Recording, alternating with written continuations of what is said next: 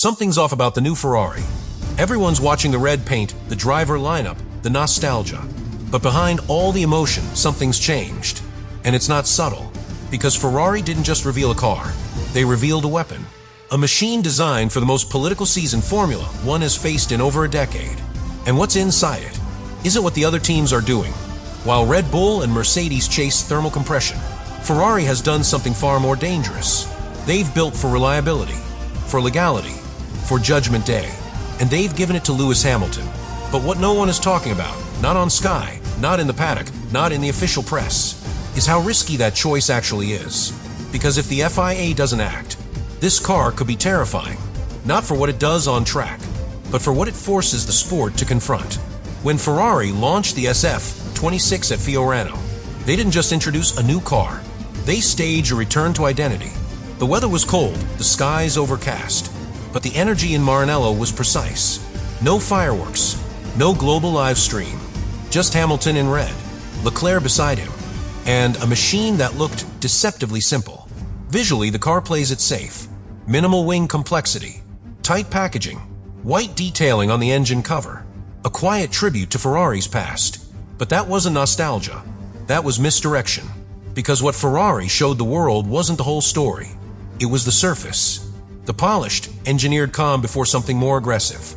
During the entire rollout, the team refused to open the engine bay. No shots of the combustion chamber. No mention of battery rebalancing. No confirmation of deployment mapping changes. And that's not normal. Especially not after what Mercedes unveiled just 24 hours earlier. A visibly radical W17, surrounded by speculation about heat-based compression. Ferrari didn't counter that with innovation. They countered it with silence. The message: this car wasn't built to impress cameras. It was built to survive inspection. And the man they chose to debut it, Lewis Hamilton, didn't say a word about performance. He spoke about discipline, about teamwork, about timing. That wasn't a press release. It was a warning. The launch showed a clean car too clean. And that's exactly where the suspicion starts. While Mercedes rolled out a controversial engine design, and Red Bull hinted at a radical rear suspension, Ferrari kept their cards tight, almost unnaturally tight. No power unit diagrams. No technical briefings on combustion architecture. Not a single acknowledgement of what software logic the SF26 is running on. But inside the paddock, especially among technical directors, there's a growing belief that Ferrari has gone in a direction no one else dared to take. It's not a matter of performance. It's timing. Two powertrain consultants, both of whom work with Tier 1 suppliers, suggest Ferrari's new energy deployment system is built around delayed acceleration, meaning it holds back electric torque until after the FIA sensors stop monitoring early lap output. That's why there's no drama in the launch. No visible signs of aggression, because this isn't about top speed. It's about sequencing. The theory is simple and dangerous. By shifting electric deployment into the latter half of the straight, Ferrari may have created a torque curve that isn't faster in raw terms, but is impossible to match wheel to wheel, which raises the obvious question. If they've done that legally, why keep it secret? Because once it's seen, the FIA may have to step in, and Ferrari doesn't want that, not before they've raced it. What Ferrari may be doing isn't illegal, at least not yet. The 2026 regulations introduce stricter limits on fuel flow, combustion temperature, and initial hybrid deployment. But they left one critical area open: the timing of that deployment, when and where on a lap electrical energy is delivered. That window, that small, unregulated slice of the rulebook, is exactly where Ferrari is rumored to be operating. They're not increasing the energy. They're not rerouting sensors. They're simply choosing when to deploy the power the FIA has already approved. That alone may sound harmless, clever even. But in Formula One, this is where the lines start to blur. Think back to 2020 when Mercedes introduced DS, a dual-axis steering system that adjusted tire angle on straights. Not technically illegal, but completely unanticipated. It took the FIA nearly a season to react. By then, the damage was done. In 2018, Ferrari's fuel flow system was allegedly pulsing fuel in a way that passed the FIA's average flow test, without ever violating the literal number. Again, not illegal by the wording, but the FIA still intervened, quietly and retroactively. This is the pattern. The gray areas get explored, then exposed, then closed. And Ferrari knows this, which is why, if they found something in the energy mapping that can't be easily rewritten, something that shifts torque delivery without breaching any regulation, then they haven't just found performance. They've found a window of silence.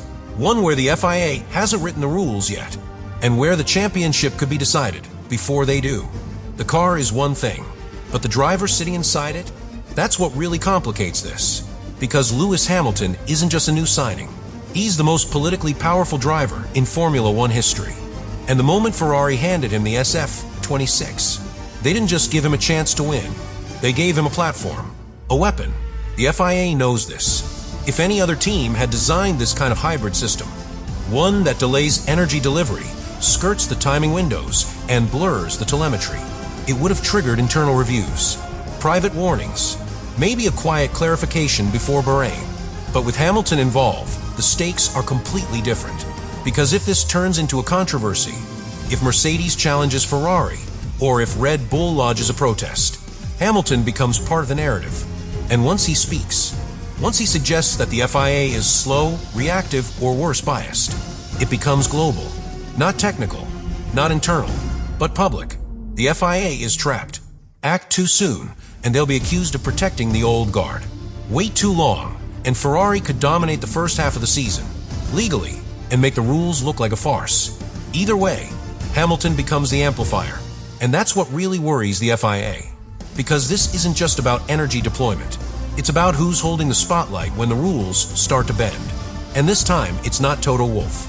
It's Ferrari and Lewis.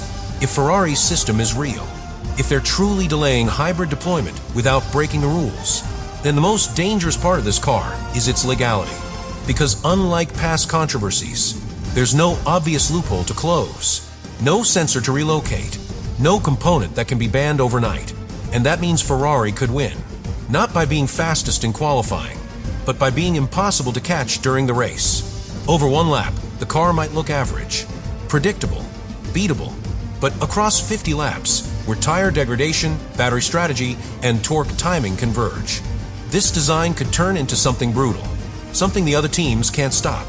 Now imagine the opening races. Bahrain, Jeddah, Melbourne, fast tracks with multiple acceleration zones. If Ferrari's system delivers even a 0.2 second advantage on exit per lap, that's a full race deciding margin. And that's before the political war begins. Because once they win, once they prove the concept works under FIA supervision, there's no going back.